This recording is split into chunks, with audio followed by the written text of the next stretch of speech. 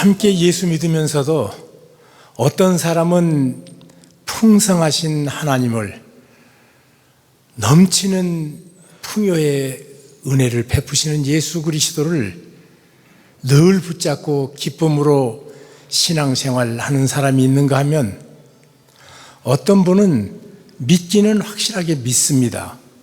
그러나 그 풍요를 누리지 못한 채 빈곤한 신앙생활을 하는 경우도 있습니다.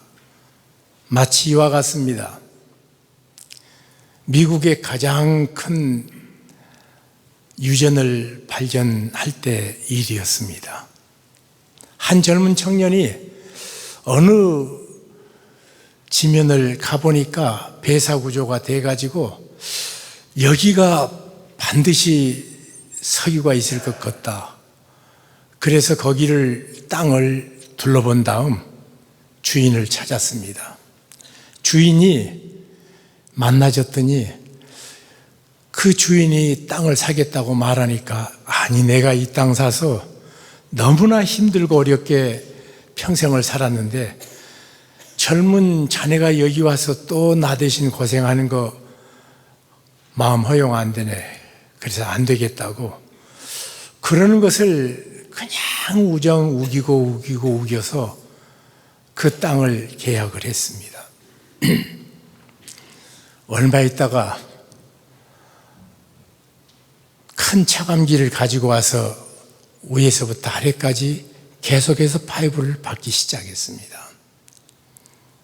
한 달 옆에서 주인이 와서 말합니다. 젊은이, 내가 이거 평생을 가지고 이 땅을 갖고 있지만 아무것도 나지 않았는데 포기하게, 계약은 취소해 줄 수 있네.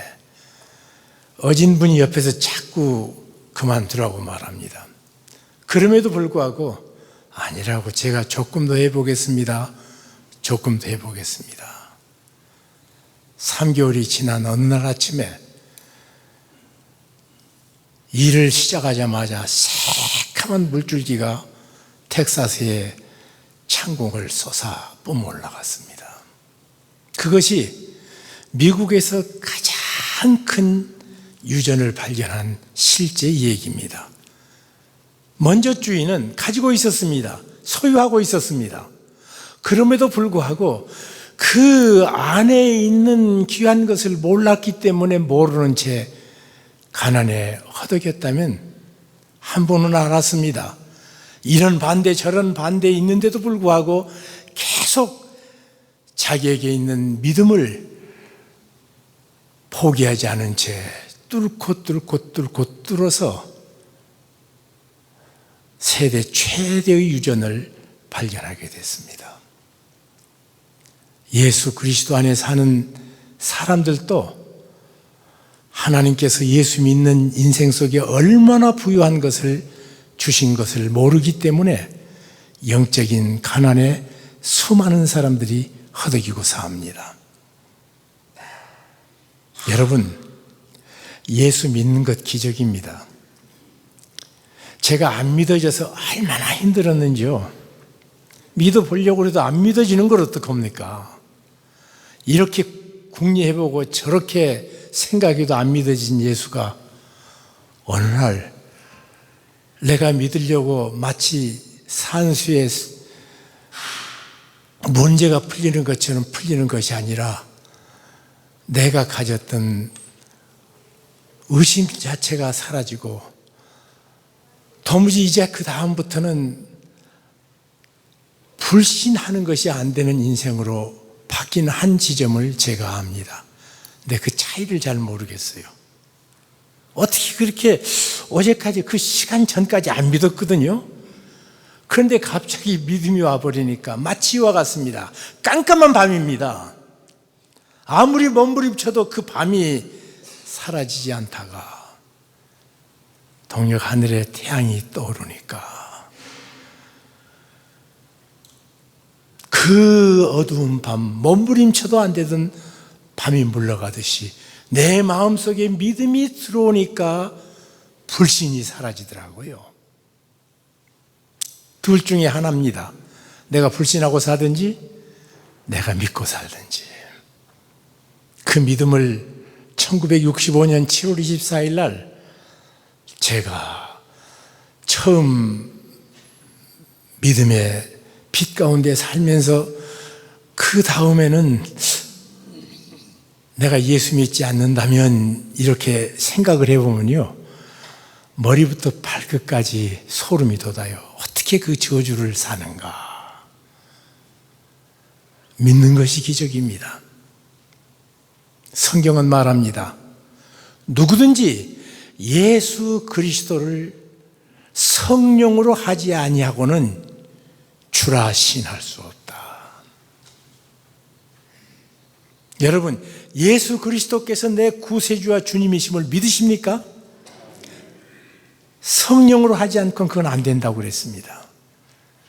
그때 성령 하나님께서 예수 믿을 때 내 마음을 열어주시면서 예수 그리스도의 영광을 보게 해주시고, 그리고 그때부터 성령님은 나와 관계를 가지고 내 인생에 사십니다. 그래서 예수 믿는 것, 왜 성령을 보내주셨는가? 요한복음 14장 16절에 너희는 마음에 근심도 하지 말고 걱정하지도 말라. 내가 떠나면 또 다른 보혜사를 너희에게 보내주시리니 성령이시라고 말합니다. 이 보혜사라는, 예수님이 보혜사입니다. 보혜사라는 말은 나를 보호해 주시고 함께 해 주시고 내게 은혜를 베풀어 주시는 분. 근데 내가 떠나면 다른 보혜사 성령께서 너희와 함께 있겠다고 말씀하셨습니다. 그래서 근심하지 말고 염려하지 말라고 말씀했습니다. 이 바른 보혜사 성령님, 그분이 내 인생에 사십니다. 여러분, 왜 성령 보내주신 줄 아십니까? 예수 믿는 것이 기적이라면요, 두 번째로 주께서 말씀하신 예수 그리스도의 백성으로 이 땅에 실제로 사는 것은 어렵다 그렇게 말합니다. 어렵죠? 근데 어려운 정도가 아니라 사람으로는 불가능합니다. 안 됩니다. 여러분, 오른밤 때리면 왼밤 내밀어라 됩니까?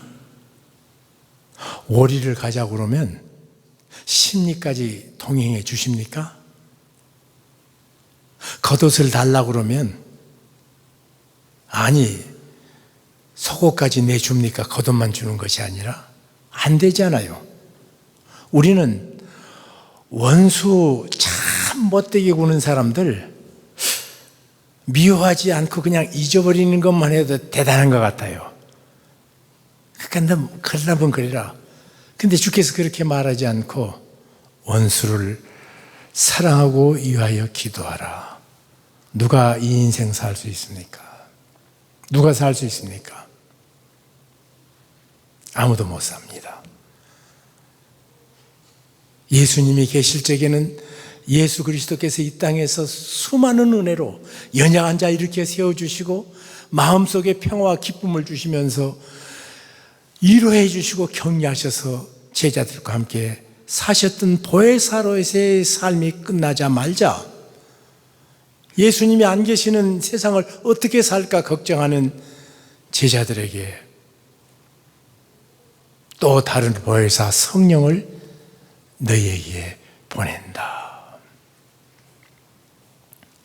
성령으로 함께 하지 않고는 그리스도인의 삶을 우리는 못 삽니다.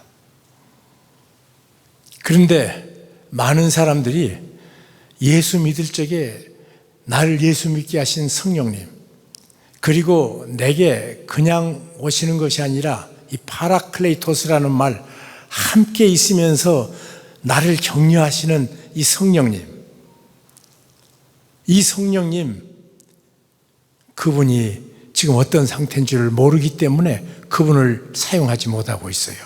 그렇게 많은 원유가 그 어마무지한 땅에 가득 차 있는데 몰라서 못 가진 것처럼 여러분 고린도전서 3장 16절에 사도 바울은 우리에게 이것을 당부합니다. 너희가 하나님의 성전인 것과 너희 안에 하나님의 성령께서 계신 것을 알지 못하느냐. 알지 못해요. 계시는 것을. 예수 믿게 하신 것까지 믿어요. 그리고 그분께서 나의 보혜사라는 것까지 믿어요. 그런데 내 안에 계신다는 사실을 몰라요. 그러면 내 안에 계시는 이 성령님, 이분을 우리가 어떻게 구체적으로 그분과 깊은 교제, 그분의 축복을 누리고 살 수 있습니까?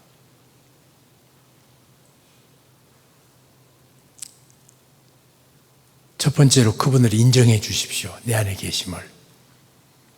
그래서 기도하실 적에 조용히 성령님, 나의 보혜사 되심을 믿습니다. 내 기도 붙잡아 주세요.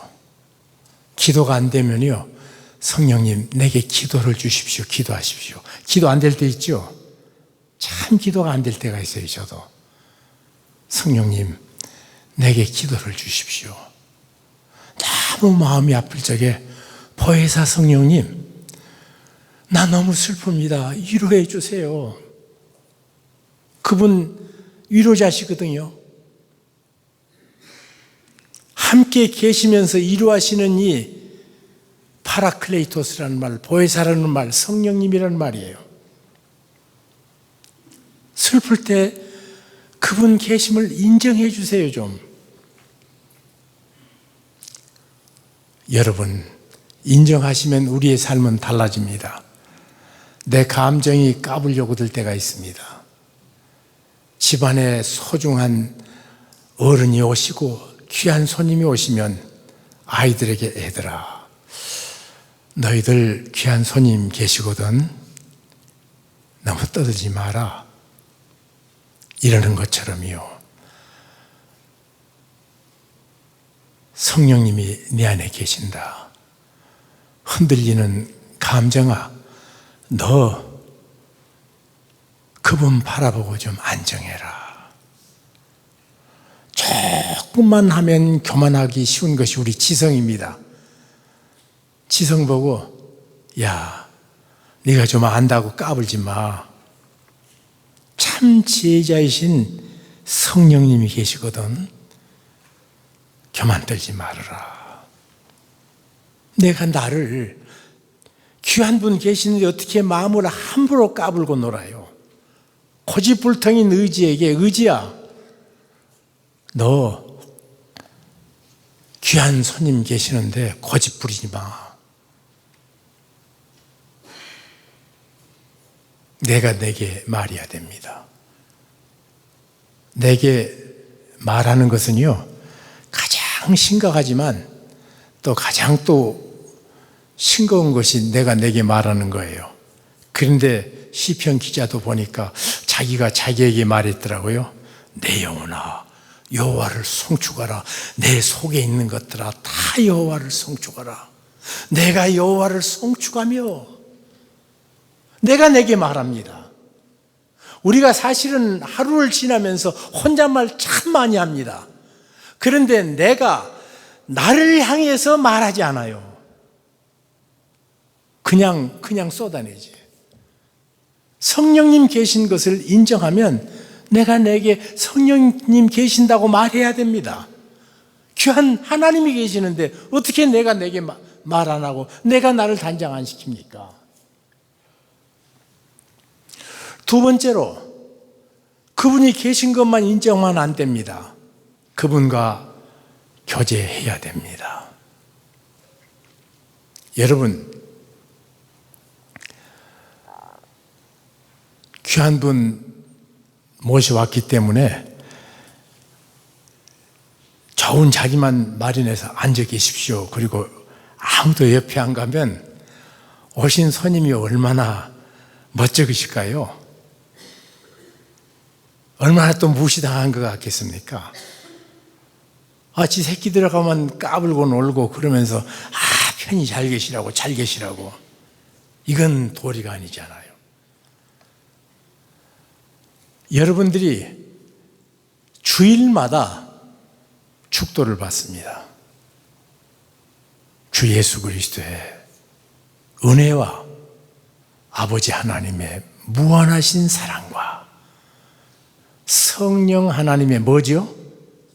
교통하심이에요. 교통하심. 이 교통하심이라는 말은 교제한다는 뜻입니다. 성령님은 나와 교제하기를 그렇게 원하십니다. 여러분, 하루를 살면서 우리들은 내 안에 계신 성령님에게 얘기하십시오. 내가 오늘 아침 일어나서 너무 바빠가지고 성령님 마음 모아가지고 기도하는 것을 잊었습니다. 불쌍히 여겨주세요. 주님, 오늘도 꼭 나 붙잡아 주세요. 너무 어떤 사람과 얘기하는데 마음에 상처를 받으면 주님, 힘들어서 이 말 듣기 힘듭니다. 주께서 성령님께서 내 마음을 보호해 주셔서 이 무지막지한 무리함에서 나를 지켜다 주십시오. 성령님과 얼마든지 교제할 수가 있습니다. 또 얘기할 수 있습니다. 나는 여자에서 집에서 아무것도 안 하는데 집안 청소하면서 주여, 내 마음의 묵은 때를 이 마루처럼 깨끗하게 치워주옵소서. 우리는 얼마든지 쓸데없는 생각 않고 그냥 근심, 걱정, 염려하고 이상한 생각하지 않고 성령님과 계속 얘기를 합니다. 운전하면서도요, 성령님, 이제 나이가 드니까 운전이 과거보다 쉽지가 않아요.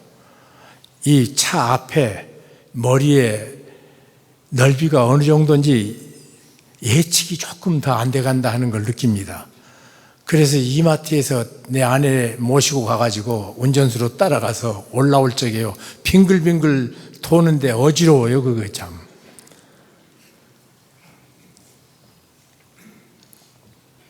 과거에는 안 그랬거든요. 엥 하고 올라갔는데, 성령님, 내 기력이 떨어졌으니 좀 건쳐주시고 붙잡아 주시고 함께 해주세요. 옆에 계신 분 얼마나 든든해요. 나와 함께 하신 하나님인데 교제하세요. 그냥 의식을 그냥 쏟아버리지 말란 말이에요. 성령님과 교제합니다. 그리고 세 번째로는 육체의 소욕과 성령의 소욕이 우리를 지배한다고 말합니다. 마치 이 세상을 밤과 낮이 돌아가면서 지배하는 것처럼 내 인생을 예수 믿은 다음에는 성령의 소욕과 육체의 소욕이 내게 싸웁니다. 성령께서는 나보고 정직하라고 그러는데 내가 조금 어려우면 자꾸 거짓말 하려는 경향들이 내게 보인단 말이에요. 예수 믿으면서도.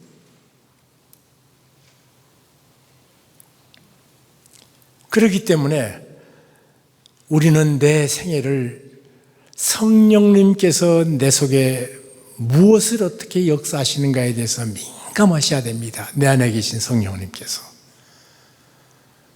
기도하시기 전에 조용히 성령님께서 내 마음속에 역사하심을 기대하시면서 성령께서 내 마음에 솟아오르게 하는 깊은 저변의 얘기를 좀 들어보세요. 빌립보서 2장 13절은 이렇게 기록되어 있습니다. 너희 안에 계신 이는 하나님이시니, 하나님이셔요. 자기 기쁘신 뜻을 위하여 우리에게 소원을 두고 행하신다고 말합니다. 전능하신 하나님께서 우리를 그 전능으로 피조물이니까 마치 로봇 이 리모컨 가지고 움직이듯이 움직이지 않고요, 내 인격을 100% 인정하시면서 내 마음의 소원을 통해서 하나님의 뜻이 일어나도록 우리 마음에 소원을 두고 행하시는 하나님, 얼마나 인격적입니까? 어떨 때는 고집 부리고 돌아오지 않을 때 울면서 끝까지 통곡하시는 성령님, 돌아오시기를 기다리며 바로 서기를 기다리며, 그런 소욕들, 그분의 마음에 예민하게. 그래서 어떤 때는 성령님께서 성경책 읽게 하는 마음을 주시면 하던 일을 덮고요, 성경을 읽으십시오. 하던 일을 덮고. 기도할 마음을 주시면 차 운전하고 가면서 내 인생의 방향을 운전하시는 성령 하나님,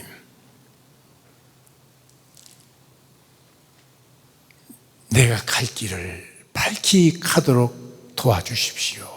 기도하십시오. 설거지하면서도 기도할 수가 있습니다. 성령께서 내 마음에 기도할 마음을 주시면 그래야 됩니다. 그리고 특별히 성령님께서 내 마음 속에 하나님과 나 사이에 가로막혀 있는 하나님을 만나기 못하게 만드는 죄를 떠올릴 때는 모든 일을 중단하고 자백하십시오. 우리가 우리 죄를 자백하면 저는 미쁘시고 우로사 우리 죄를 사하시고 우리를 모든 불의에서 깨끗게 하신다. 그분 앞에 나가십시오. 우리가 마음에 죄악을 품으면 주께서 듣지 않습니다. 하나님의 사랑이 우리에게 그처럼 쏟아지는데 하나님과 나 사이에 죄악이 있으면 마치 지금 저 구름 밖에는 찬란한 태양이 떠 있습니다. 우리가 지금 느끼지 못하지만, 그래서 우리가 태양을 못 보는 것처럼 하나님과 나 사이를 가로막는 죄의 장벽을 걷어내십시오. 우리 하나님께서 말씀하십니다. 빽빽한 구름에 사라진 같이 안개 사라진 같이 너희 죄를 토마라 했으니 이제 너는 내게 나와라.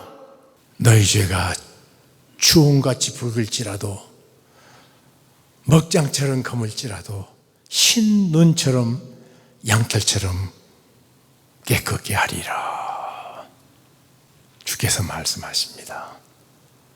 그래서 성령께서 내 속에 말씀하심에 그 말씀을 순종함으로 나아갈 때 주께서 놀랍게 하나님과 나 사이를 가로막고 있는 무서운 죄의 장벽을 모두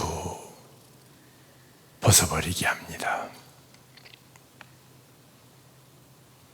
그래서 성령의 소욕에 나를 맡길 적에 성령의 충만하심이 구체적으로 내 삶에 열리기 시작합니다.